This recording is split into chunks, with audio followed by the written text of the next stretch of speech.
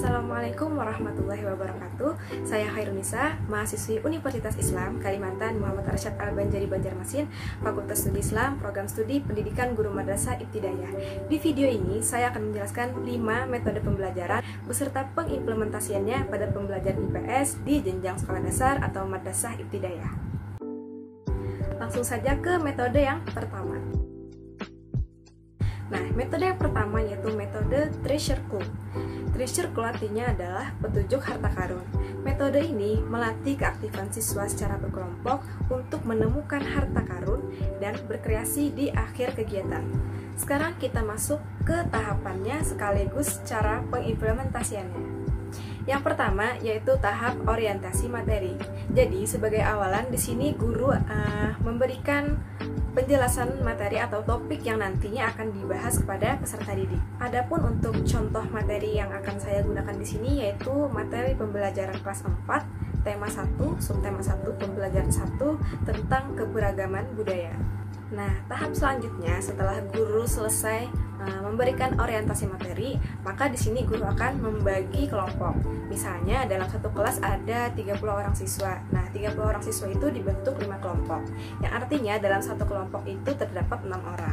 Nah, jadi setiap anggota kelompok nantinya akan diberikan nomor dada. Kemudian guru akan memberikan clue pertama kepada setiap kelompok. Nah, contoh clue-nya seperti ini.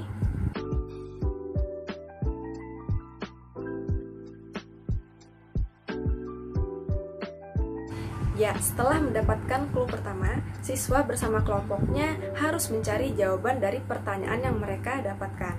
Nah, jawaban dari clue pertama ini terdapat di dalam amplop yang di dalamnya juga berisi clue kedua. Nah, amplop ini letaknya tersembunyi dan harus ditemukan oleh siswa. Siswa juga harus menyesuaikan apakah jawaban pada amplop tersebut sesuai dengan pertanyaan yang mereka dapatkan. Nah, yang bertugas untuk mencari jawaban dari clue pertama ini yaitu anggota kelompok yang memiliki nomor dada nomor 1. Kemudian, jika siswa sudah menemukan jawaban dari clue pertama, yaitu yang berisikan gambar yang menjawab pertanyaan dari clue pertama yang sudah mereka dapatkan. Contohnya seperti ini. Nah, di dalamnya juga terdapat clue kedua. Dan yang bertugas mencari jawaban dari clue kedua ini yaitu anggota kelompok yang memiliki nomor dada nomor 2. Dan begitu pun seterusnya hingga clue yang terakhir.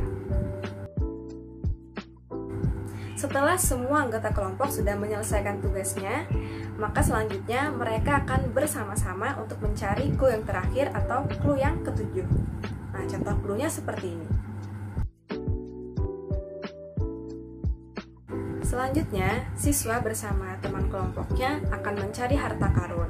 Nah, harta karun ini berbentuk kotak yang sudah ditentukan warnanya. Untuk kelompok yang paling cepat menemukan harta karun ini nantinya akan diberikan reward. Jadi di dalam kotak harta karun ini terdapat perlengkapan untuk membuat peta konsep, seperti kertas karton, gunting, penggaris, dan sebagainya. Nah, nantinya kelompok akan berkreasi membuat peta konsep sesuai dengan topik yang mereka dapatkan. Terakhir, kelompok yang sudah selesai membuat peta konsep akan mempresentasikan hasil kerja mereka. Berikut ini adalah kelebihan dan kekurangan dari metode ini. Metode yang kedua adalah metode jigsaw. Metode jigsaw adalah metode belajar secara berkelompok yang terdapat 2 jenis kelompok dalam metode ini, yaitu tim asal dan tim ahli. Jadi setiap tim asal memiliki tim ahli yang nantinya akan bersatu untuk membahas materi yang mereka dapatkan. Kemudian mereka akan kembali ke tim asal mereka.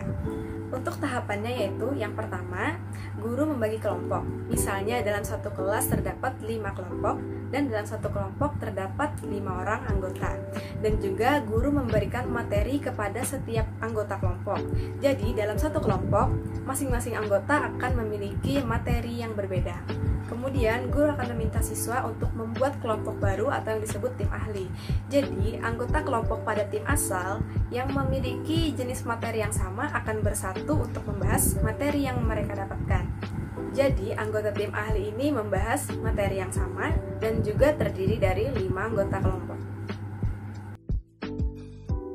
Pola berikut ini yaitu perumpamaan dari pembagian kelompok metode jigsaw. Mereka akan bekerja sama untuk mengumpulkan semua data tentang materi materi yang mereka pegang. Setelah semua data terkumpul, mereka akan kembali ke tim asal mereka dan saling berbagi mengenai data-data yang sudah mereka dapatkan masing-masing. Dan yang terakhir, guru akan meminta satu orang siswa sebagai perwakilan untuk membacakan hasil kerja mereka. Berikut ini adalah kelebihan dan kelemahan dari penggunaan metode ini.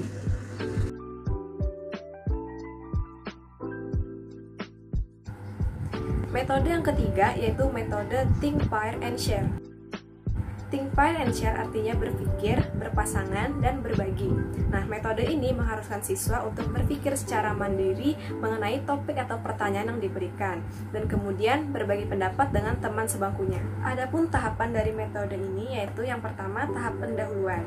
Di tahap ini, guru akan menjelaskan aturan main dan batasan waktu untuk setiap kegiatan.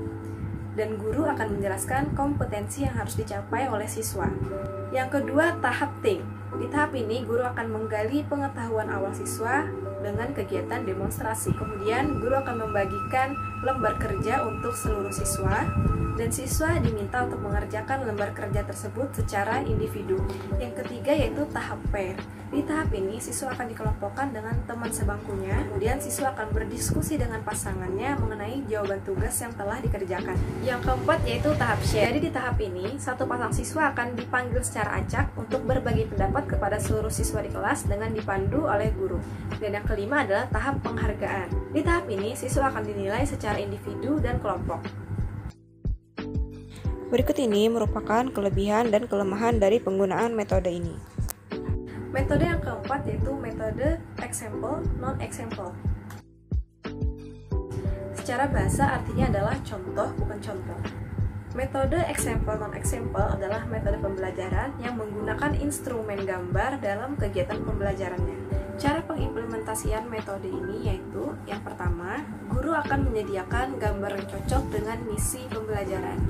Gambar yang dipakai harus sesuai dengan materi yang akan dipelajari dengan kompetensi yang telah ada. Guru dapat mempresentasikan gambar ini ditempel di dinding atau menggunakan LCD proyektor. Kemudian, guru akan mengarahkan siswa untuk menyimak gambar dan menganalisa pesan yang terkandung dari gambar tersebut. Kemudian, siswa akan diminta oleh guru untuk mempresentasikan hasil dari kerja mereka. Kemudian, guru akan mengevaluasi hasil kerja siswa. Yang terakhir, guru dan siswa akan membuat kesimpulan berdasarkan materi yang sudah mereka pelajari.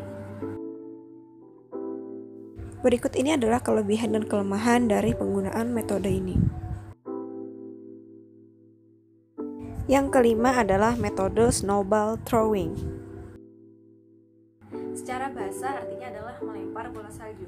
Jadi di metode ini, siswa akan melemparkan bola kertas yang berisi pertanyaan yang harus dijawab oleh siswa lain. Metode ini cara pengimplementasiannya sangat mudah dan juga sangat sederhana. Tahapan pengimplementasiannya yaitu yang pertama, sebagai awalan, guru akan menjelaskan sedikit mengenai materi yang nantinya akan dibahas. Kemudian, guru akan membuat kelompok belajar dan membagikan materi yang berbeda kepada setiap kelompok.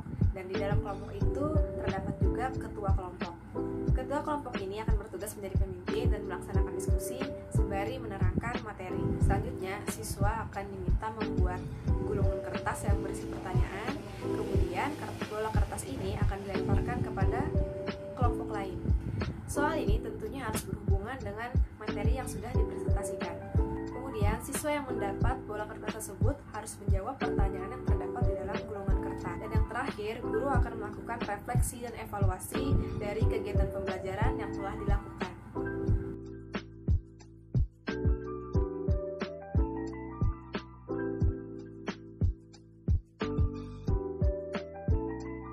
Nah, itulah tadi penjelasan mengenai 5 metode pembelajaran dan pengimplementasiannya pada pembelajaran IPS di jenjang sekolah dasar atau madrasah ibtidaiyah.